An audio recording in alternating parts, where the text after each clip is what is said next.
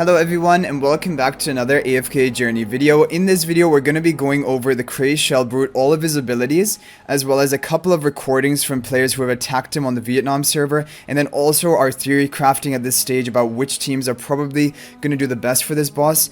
Also, if you are a player from the Vietnam server and you want to do testing, or you want to share any replays for future videos, you can message me on Discord, or you can join my Discord server. A link to that will be in the description of this video. Okay, let's get right into it. So the abilities of this boss, the SHELLBRUTE, I'm going to be popping them up on the screen as well. So the ultimate ability, Dazzling Flash, opens the clamshell, emitting a dazzling flash from the pearl inside, dealing damage equal to 300% attack to all enemies. So this doesn't matter. There are really only two abilities of the boss which matter. The other ones are just some damaging abilities, so as long as you have some form of healing on your team, you're going to be able to counter that. But there are key abilities which will limit which heroes or basically make certain heroes the best option. So let's move on to skill number 2. So skill number 2 is a Clam Gulp. This is an important one. Flicks his giant tongue to grab an enemy, then swallows them for 40 seconds. If the enemy is unaffected or steadfast during and after the casting of the skill, they will be crushed instead of swallowed, resulting in instant defeat. Okay, so you don't want them to be crushed. You would prefer them to swallow them, because after the swallow is going to spit back out that hero after 40 seconds. Now the thing is, the way that it prioritizes who to Clam Gulp is the frontmost of your heroes is going to be the one which he usually is going to use this skill on. So if you have multiple melee range tanks, those are going to be the heroes which are going to be gulped up with this ability. So this is what got us thinking that Freyaster would be great, because and we've done the testing and we have some replays for it. Freyaster and his illusion both are going to be melee range heroes. If Freyaster himself gets gulped up, the illusion is still going to remain there, and then in following, when the boss casts this ability again, it can go for the Freyaster's illusion. So basically you're getting two bodies who are in melee range who can take this Clam Gulp ability, which is really important for your team, because it allows the rest of your team to get off your damage and have all of the synergy going. Okay, moving on to skill number 3, Shell Stampede. Flicks his giant tongue twice, dealing damage equal to 80% attack to all enemies within the 3 tile arc. This ability doesn't really matter, it's just more damage. But as long as you have some form of sustain, you'll be fine to heal that up. Grand Suction opens its mouth to draw all enemies close. So this is a pretty important ability. Opens its mouth to draw all enemies close when there are no adjacent, non-summoned enemies, dealing 100% attack damage 4 times and stunning them for 4 seconds. So you don't want this ability to be triggered, because this is going to pull your team close to the CRAZED SHELLBRUTE, and then it's going to put them at risk of being swallowed with the Clam Gulp later on. The other thing is it stuns them, so it's going to reduce your damage output and all of your skill casting. So you always want to have at least one adjacent non-summon enemy to the CRAZED SHELLBRUTE. I don't know if Freyaster's illusion counts for that. I think it does, because people were saying that Freyaster's illusion basically acts like a hero in itself.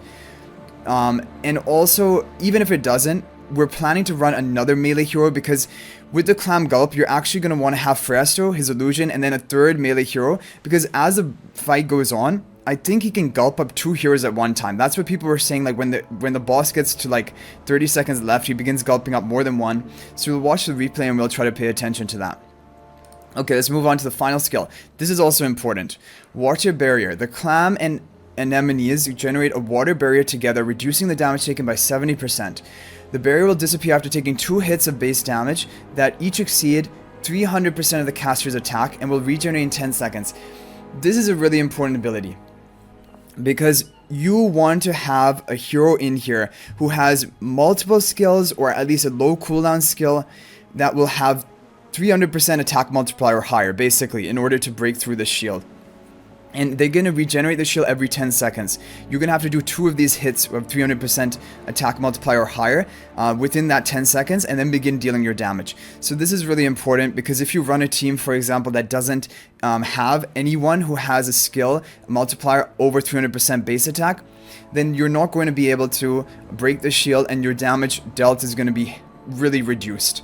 So one hero we're thinking is Cassidy, because Cassidy is Undercurrent has over 300% attack multiplier.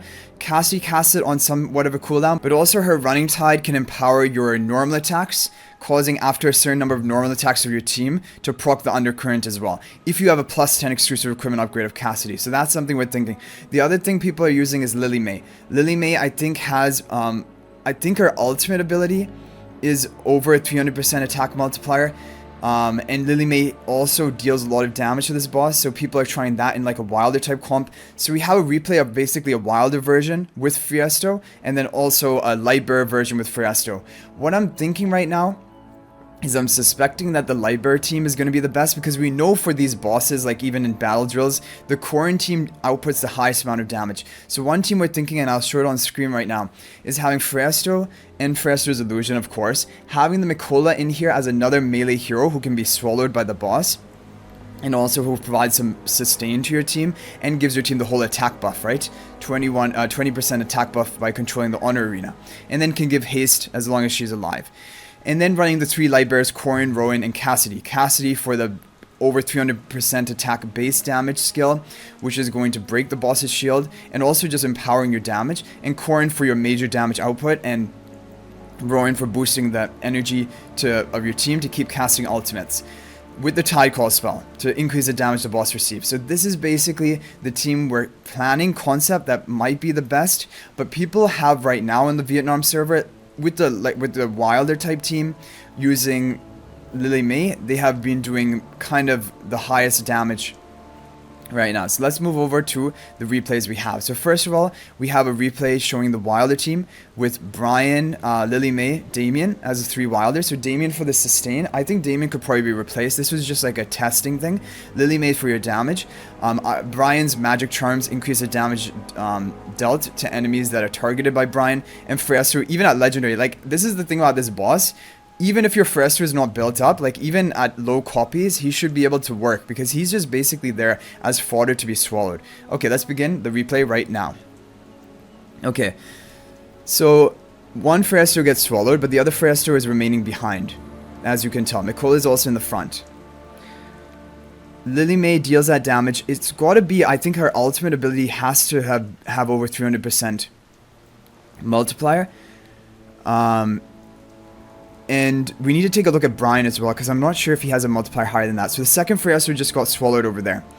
And now he should spit out the first Fiesto. Yeah, one Fiesto gets spit out, but now the Mikola gets swallowed. And you can see this from like the do not enter sign on the character portraits down below. Okay, now one Fiesto got spit out, and then the illusion got swallowed. Mikola is still swallowed right now. Yeah, so basically, you're always going to have one adjacent ally to the boss if you have Fiesto and Mikola. So you just need you need the Fiestos, then you need the one other melee hero, and Mikola probably is the best option because she buffs attack for your team and heals your team. And then from that point on, you can have all backline heroes, you're going to be fine. So this is why Fiesto is probably the best option for a tank, because he counts as 2 clam gulps. If you run like Thorin, for example, you still have to run 2 more melee heroes. So that is going to be it. Now let's take a look at the other replay, now using the team that we thought would be the best. Fiesto, Cassidy. So here his Cassidy is only at Epic Plus, Fiesto at Epic, but it's to kind of show that maybe this comp can work. And of course the damage is going to be way higher if we can get the Cassidy undercurrent proccing, which is at plus 10 exclusive equipment of Cassidy. So even though like this team did less damage than the previous team we showed, I think that this team can have more potential, this Lightbearer team. I'm suspecting that with a well-built, like fully built up team, this might be the optimal team. So let's watch it. So one Fiesto gets swallowed right there, which was the main Fiesto. The illusion is still going to be active here. Corrin will never get swallowed because the boss will always prioritize gulping the closest ally from your team, and Corrin has a range of 2, so he's never going to be in melee range. It's just going to be the Fiestos and the Mikola getting gulped. So your Corrin is free to get off his damage. And also Tide Call, you got to keep proccing that, which is increasing your damage output a lot as well, because it debuffs the boss, causing him to take more damage. All we have to figure out is, like with this Lightbearer team, how to consistently and as rapidly as possible break that boss's shield, because otherwise he has 70% damage reduction. And like in this whole fight that we have here, for the most part, I think he has that 70% damage reduction up because we're not really able to break the shield. Corn's attacks are not going to be enough to break the boss's shield. That's what people have been saying up until now. So I think the Cassidy plus 10 exclusive equipment is what is really needed. Okay, so that was that replay. So overall, I am really excited for this to come for our server to testing, and that's going to be in around 4.5 days from right now. But these are probably the teams which are going to do well. So again, Cassidy is probably going to be a bit of a priority to begin having on your wish list or investing in. Maybe there'll be a better option than Cassidy. Let's also take a quick look at Bryon. But does he have any damage ability that deals... Okay, 320%. So I guess this is why Bryon was good in the Lily May team. Yeah, okay. If this keeps proccing this 320% attack multiplier, calling Ilona to deal 320% damage to his current target. Ilona remains on the battlefield, consuming increased amount of energy. Yeah, so this is allowing you to consistently break the shield. No wonder Bryon is good. And then also his magic charms are really good for this boss as well. So if you're going to go for a wilder team, I think you have to run Bryon.